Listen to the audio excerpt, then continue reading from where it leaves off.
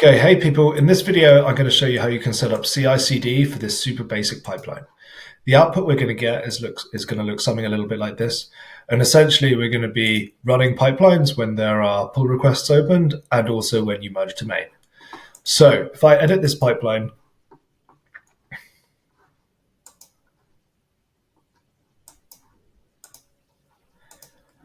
you'll see that we've got this command here, which is clearly going to be a breaking change, right? Someone has inputted the, someone's inputted the wrong dbt command. Not great.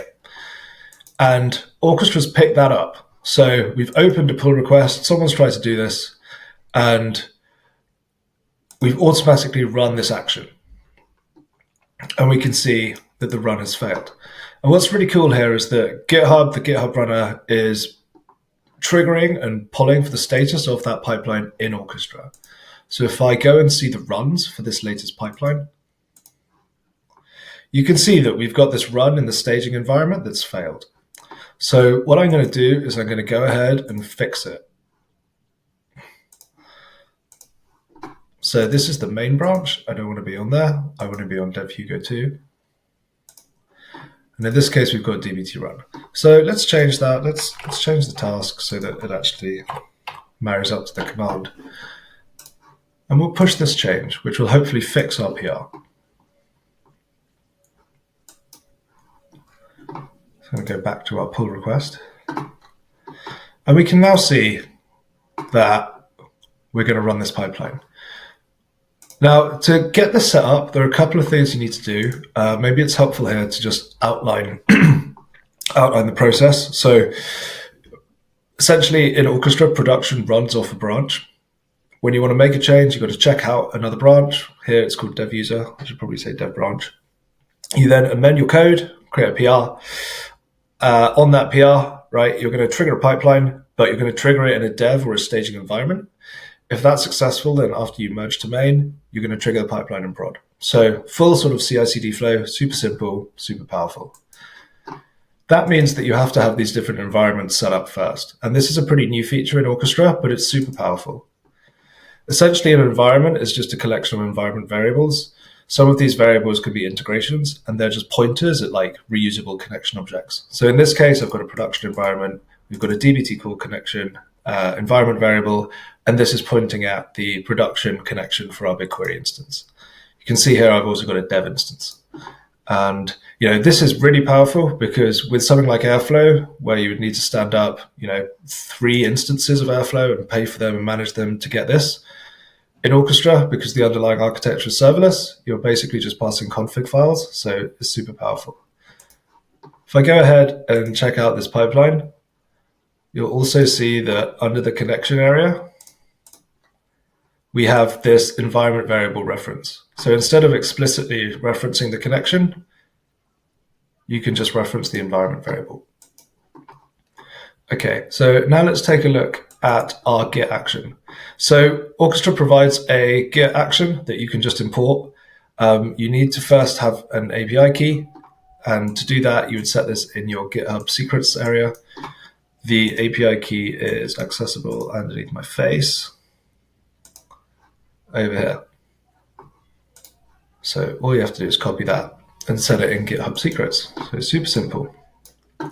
The other thing you'll need is the pipeline ID for the pipeline you want to run. So again, that's going to be in the URL.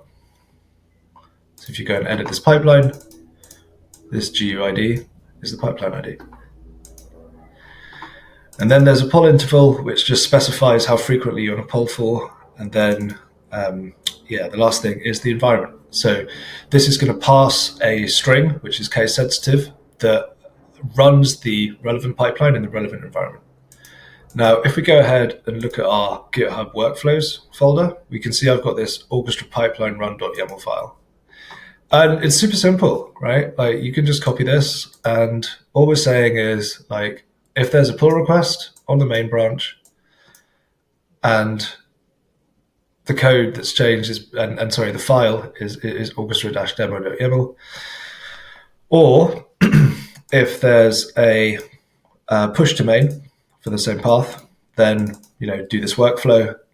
This runs on a GitHub hosted GitHub runner, in Ubuntu. That's a reference to the GitHub environment. And all we do is check out the code and then run this custom action. And then all you do is pass in the secrets.orchestra API key, which we showed you before, pipeline ID, the poll interval here, and then we have this conditional statement, which is saying that if you're running it on a pull request, then run the Orchestra pipeline in a staging environment, otherwise run it in a production environment. And what we can see here is that this test action has completed successfully. And if we go and check out our PR, we'll see it's looking pretty good. Like we're ready to merge as soon as somebody reviews it. And if you take a look in Orchestra, you'll see we've run that in staging, which is pretty cool. So I'm going to be very naughty and I'm going to bypass rules and merge. And now if we head to the action section, we'll see that we're doing the same thing, but with one important difference. And that is that we're now essentially going to affect that change in production by running the pipeline in prod. So here we can see the Git action has now passed production to Orchestra. And if we go back, we've got our production run going. So yeah, that is a very, very quick overview of how you can set up CI/CD actions in Orchestra. These can be way more complicated. You can have more complicated code diffing logic to understand like what part of the DAG you want to run, conditions for retrying, etc. But hopefully this is helpful.